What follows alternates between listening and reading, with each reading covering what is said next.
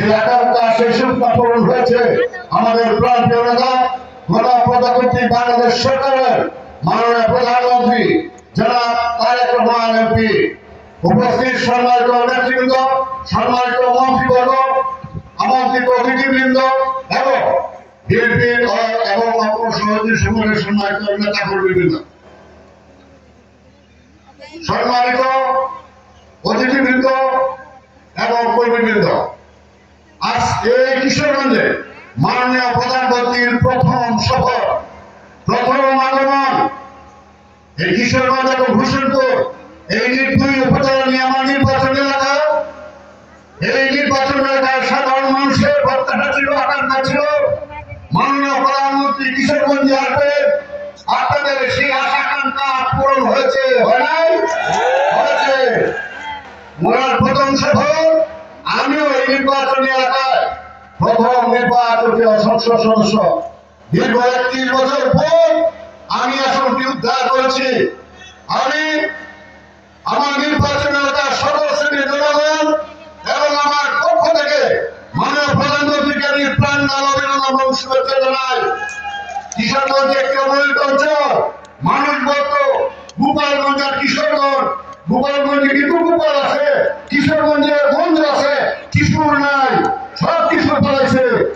আজকে উন্নত কিশোরগঞ্জকে ইনশাআল্লাহ দায়িত্ব দিয়েছেন মাননীয় প্রধানমন্ত্রী উন্নয়নের। ইনশাআল্লাহ কিশোরগঞ্জের উন্নয়ন হবে। যত সমস্যা আছে ইনশাআল্লাহ মাননীয় প্রধানমন্ত্রীর সঙ্গে আমরা ওনাকে দাবি জানাবো। ইনশাআল্লাহ সকল দাবি দেওয়া পূরণ হবে। আজকে ওনার যে নির্বাচনী ইস্তেহার ছিল, নির্বাচনী প্রতিশ্রুতি ছিল, আমরা জনগণের কাছে প্রতিশ্রুতি দিয়েছিলাম ফ্যামিলি কার্ড প্রদান করা হবে, এদেশের ইমাম মুয়াজ্জিন পুরোহিতদের ভাতা প্রদান করা হবে, অসহায় এবং দুস্থদের মাঝে অর্থ প্রদান করা হবে এবং বেতনী শিক্ষার্থীদের মাঝে তাদেরকে বৃত্তি দেওয়া হবে। আজকে আপনাদের সেই স্বপ্ন পূরণ হয়েছে। আমি আশা করি মাননীয় প্রধানমন্ত্রীর প্রতিটি ওয়াদা অক্ষরে অক্ষরে পালিত হবে। আমি আবারও আমার নির্বাচনের জনগণের পক্ষ থেকে মাননীয় প্রধানমন্ত্রীকে শুভেচ্ছা এবং অভিনন্দন জানাই এবং সেই সঙ্গে আমার কয়েকজন মন্ত্রী, বিশেষ করে টুকু ভাই, আমার জাহিদ ভাই এবং কৃষি মন্ত্রী ইয়াসির ভাই সহ এবং প্রশাসন, পুলিশ প্রশাসন সহ বিভিন্ন সংস্থার কর্মকর্তা কর্মচারীরা ব্যাপক পরিশ্রম করেছেন। আমি তাদেরকে আন্তরিক অভিনন্দন জানিয়ে আমার বক্তব্য শেষ করছি। আল্লাহ হাফেজ। ধন্যবাদ জানাব মোহাম্মদ মাজারুল ইসলাম। সম্মানিত সুধী, এবারে মাননীয় প্রধানমন্ত্রী 10 জন নারী পরিবার প্রধানের হাতে তুলে দেবেন তাদের মর্যাদা ও অধিকারের ফ্যামিলি কার্ড।